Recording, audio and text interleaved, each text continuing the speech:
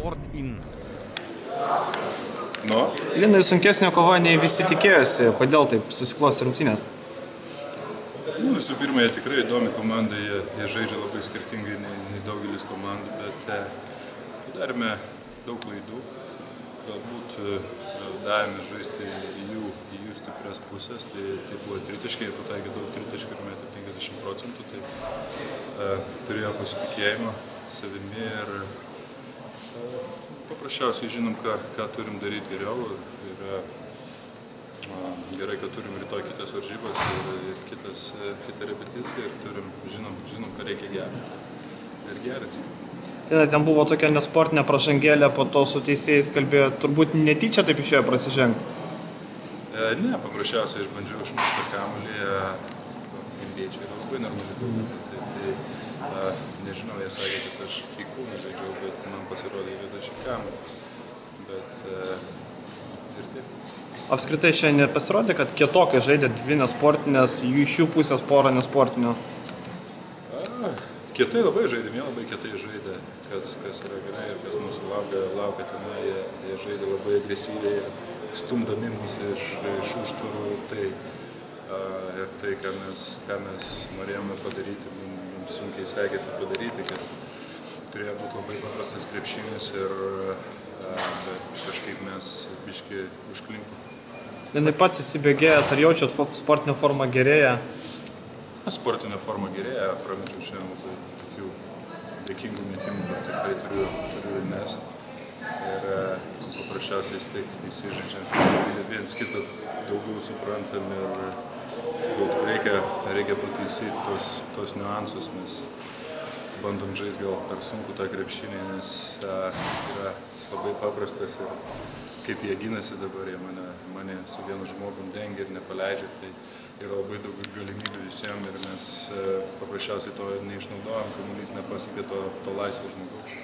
Vat būtent kai dvigubina varžovai, kodėl neišeina nusimesti, sakykime, tiek jum, tiek Jonui šiandien strigo, kai varžovai dvigubina?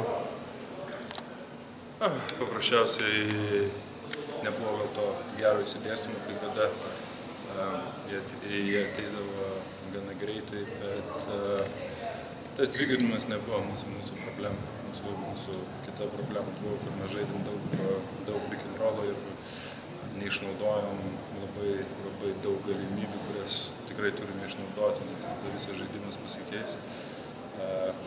Nes jie taip gynėsi, kas turėjo arba didelis, arba kampas žmogus būti visiškai laisvas, bet mūsų pasai ėjo į kojas, arba gaudyti reikėjo šokti, metikų labai sunku tokius išmesti. Šiandien Linai žaidė 30 minučių, pakankamai ilgas atkarpas, pačiam patogiau nei rungtynes, sakykime, ten per 15-20 minučių per mačą. Man jokas skirtumas. Nežinau, kaip treneris nuspręs. Gal šiandien rytoj mažiau reikės, neaišku, kas kaip žaidžia, tai žinot, čia yra rinktinė, yra visi lygų žaidėjai, o kaip bus toliau, tai manau, kuris gerai žais tą dieną, kuriam labiau seksis, tai prašau. Nemažai šiandien iniciatyvos ėmėtės, vis dažniau bandote krepšį, mes čia trenerių nurodymas, ar pats jaučiat, kad galit kažko duoti labiau individualiais veiksmais? Nepasakyčiau, kad tie veiksmai individualūs buvo. Ant tiek buvo geras progos sukurtos, kur žaidėm jas susikurti.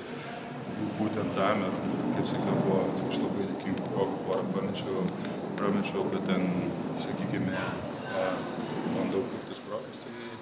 Nėra paprasčiausiai, jos ateina iš žaidimų ir tiek, kažkam reiks mesti. Vaikai šiaip nesinori laiko to išeiginio vazono, bet tiesiog komandos treneris buvo minėjęs... Nelaiko? Jo, bet komandos treneris buvo minėjęs, kad jisai norėtų, kad tik tai jisai kalbėtų su rungtynių arbitrais šiandieną. Jūs irgi neišvengėte pokalbį su teisėjais. Kodėl nepavyko išvengti to bendravimo su jais? Ne, tai man labai gerai draugai, mes nepažįstami. Pasikalbėjom, tai ilga istorija. Daug kas tikisi, kad bus rinktinės lyderis ir pagaliau rungtynės, kur nebūtai pasirodo tarp pačiam, tai suteikia pasitikėjimą. Pasitikėjimą man niekad netrūko.